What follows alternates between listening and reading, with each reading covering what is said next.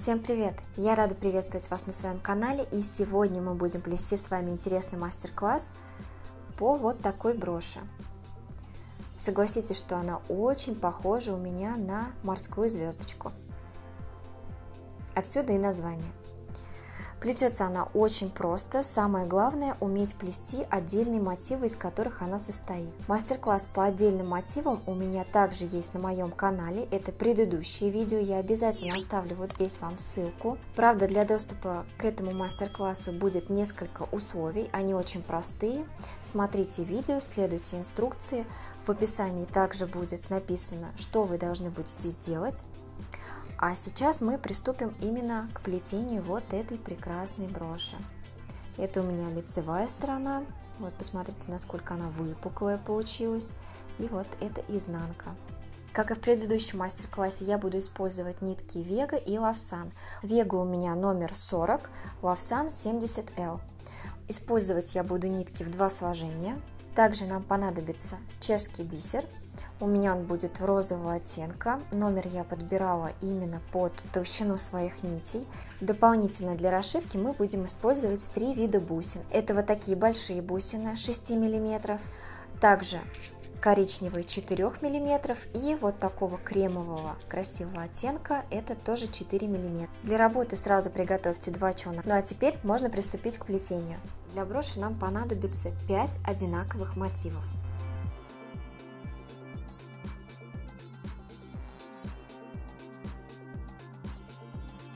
Итак, все 5 штук у нас готовы. Как видите, я их уже подготовила к работе. Они все у меня сплетены. На самом деле брошь плетется очень просто, и дополнительно мы будем с вами плести всего лишь один мотив.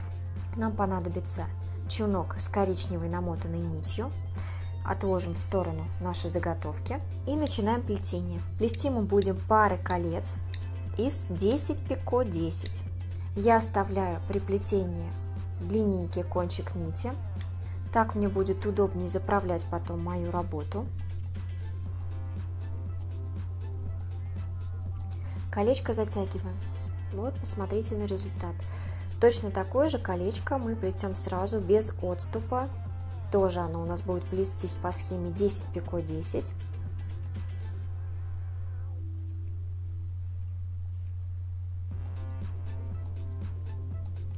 Вот, посмотрите, что у вас должно получиться. Теперь делаем небольшой узелок из кончиков нити и опаляем их. Отрезаем, опаляем или фиксируйте, так как вам удобно. Всего нам понадобится 5 пар таких колец. Итак, 5 мотивов я подготовила. Вот, посмотрите, как они выглядят. Теперь я хочу показать, как у нас будет происходить сборка. Для начала мы кладем элемент вот таким образом, чтобы вот эти розовые колечки оказались посередине. Это у нас будет серединка. Теперь немножко отгибаем эти кольца, потому как они у нас пришиты и лежат уже достаточно туго. Я их чуть-чуть отгибаю. Далее мы берем наш отдельный элемент и аккуратно протаскиваю их сквозь кольца боковые. Здесь можно помочь себе, например, крючком, что я сейчас и сделаю. Итак, колечко я протащила, точнее кольцо в кольцо я протащила. Вот посмотрите, как это выглядит. Далее мы берем следующий мотив, но здесь мы уже протаскиваем второе вот это колечко вот в это боковое розовое кольцо. В принципе, так мы будем по кругу проходиться через все колечки.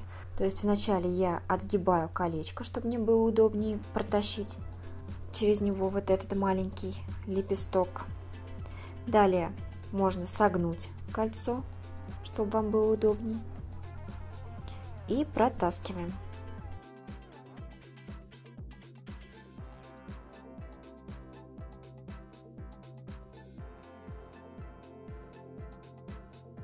Пока они у нас никак не фиксируются.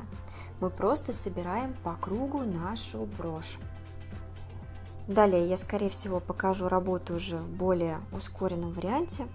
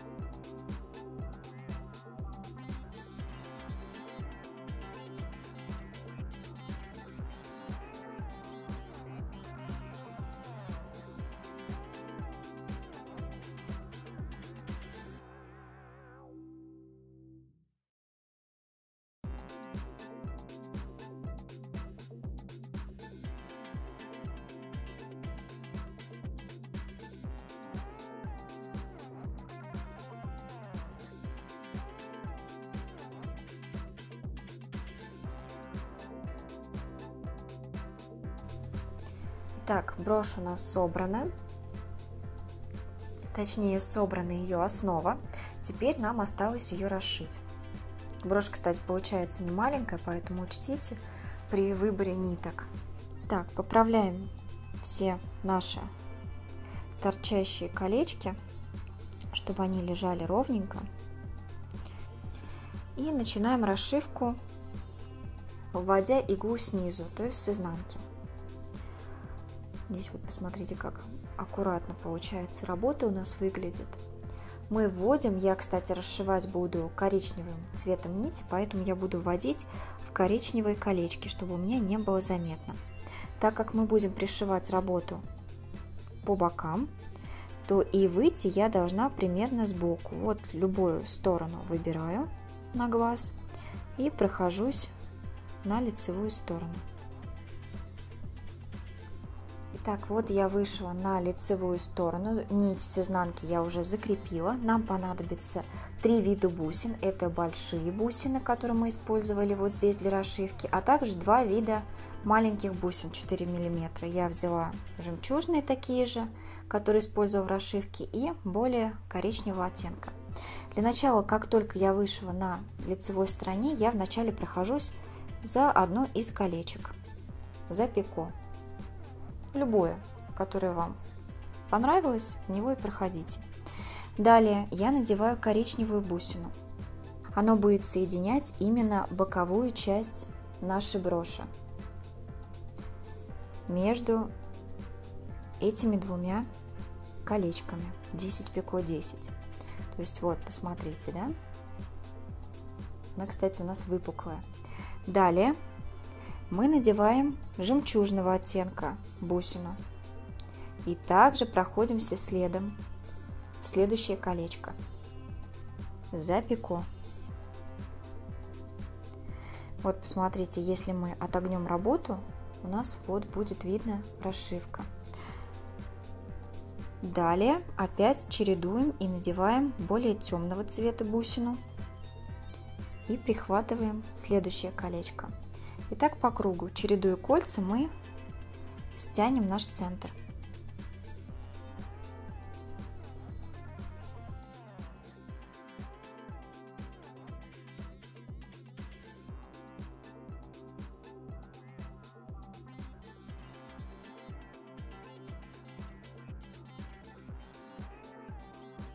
И так до конца. Следите, самое главное, чтобы вот эти соединительные колечки 10 пико 10 у вас никуда не убегали и лежали ровно.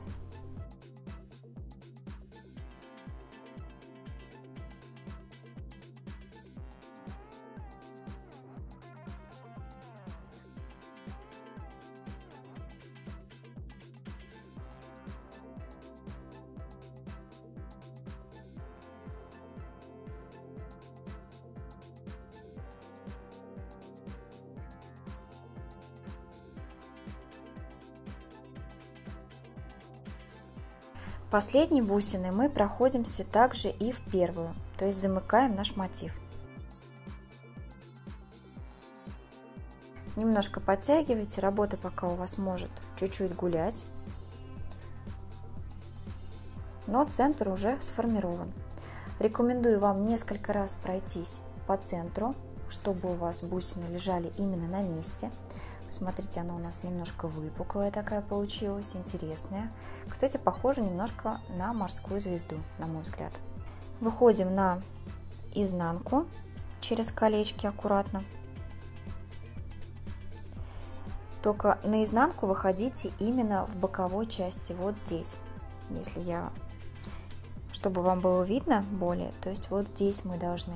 Здесь мы дополнительно тоже пришьем по бусине. Она у нас закрепит наши боковые вот эти все мотивы между собой. Мы через них будем стягивать ее. Так, пока я аккуратненько прохожусь, чтобы выйти на изнанку, чтобы это было максимально незаметно.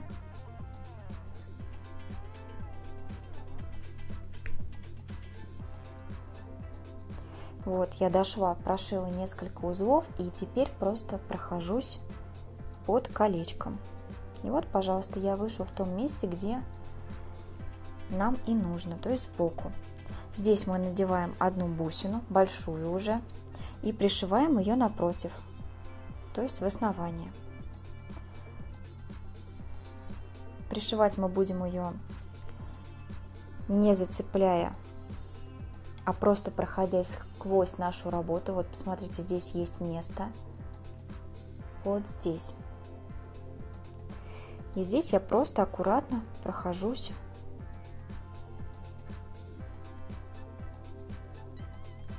вначале вот так, сквозь несколько колец я прошиваю работу. А далее также увожу иглу, ничего не зацепляя, а просто посередине мотива. И вот видите, она у меня там же сбоку и выходит. Вот тут сразу. Нить у нас видно не будет, потому что все это у нас происходит внутри. Далее надеваем еще одну бусину, опять большую. И точно так же пришиваем к следующему боковому мотиву, вот здесь. Аккуратно проходимся, смотрим, чтобы нигде не было ничего заметно. Мне удобнее вначале выйти на лицевую сторону, а потом снова уйти иголочкой вовнутрь. Потому что сразу почему-то мне не совсем комфортно там иголкой найти место, где пройтись внутри. Вот я опять выхожу еще с одного бока, следующего уже мотива, вот тут.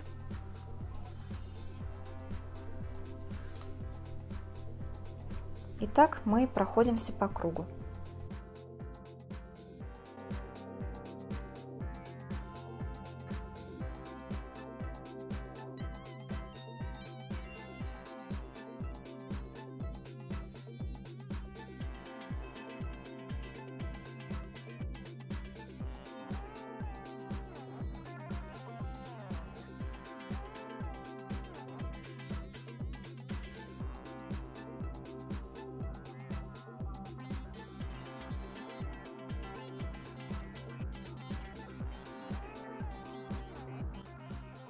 Итак, когда вы уже прошили все бусины, то вам нужно после того, как вы вышли сбоку, пройтись еще и в самую первую бусину, вот в эту большую.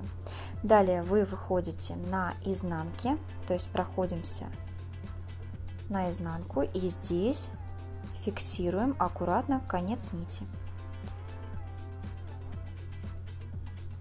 Вы можете видеть, что у нас немножко сзади брошь получается также выпуклой. Это неплохо, так как она у нас получается достаточно объемной. Вот такой крепеж обычно для броши я использую, самый простой, ничего в нем особенного нет. Но так как у меня серединка пустая, как видите, я дополнительно туда сделаю еще вставку.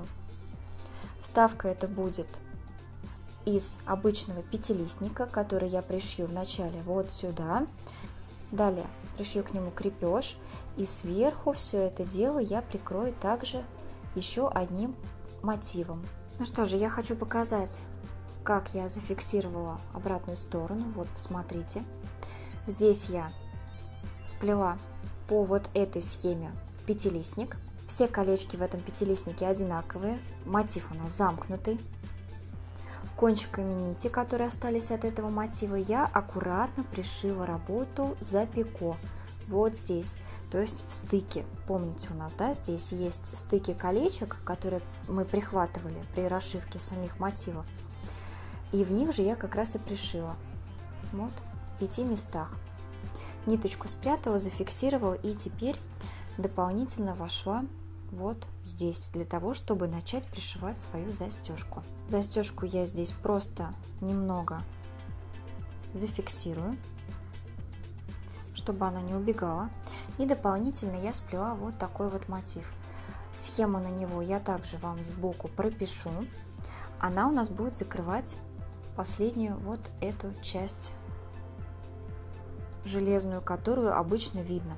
Вот видите, я тихонечко прихватила. Далее я увожу нить аккуратненько, чтобы ей не было заметно. Все, я зафиксировала, и теперь я буду вшивать вот этот мотив вот сюда. Накладываю его, смотрю, чтобы нигде у нас ничего не мешало ему, и аккуратно начинаю вот здесь вот на стыке, где у нас пико, аккуратно начинаю проходить и прихватывать мотив, притягивать его к нижнему. Если вы сомневаетесь, сможете ли вы спрятать совершенно незаметно нитку, то тогда лучше, если вы будете использовать, например, мононить. Ну что же, я вернусь к вам, когда уже закончу полностью пришивать вот этот мотив, и покажу вам уже готовый результат. Что же, вот такая брошь у меня по итогу получилась. Похожа на морскую звездочку, согласитесь. Вот что с изнанки у меня. Здесь ничего не видно. Вот, покажу поближе.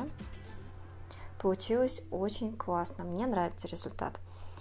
Как видите, мастер-класс был очень простым, несложным в исполнении, но зато какой интересный результат у нас получился.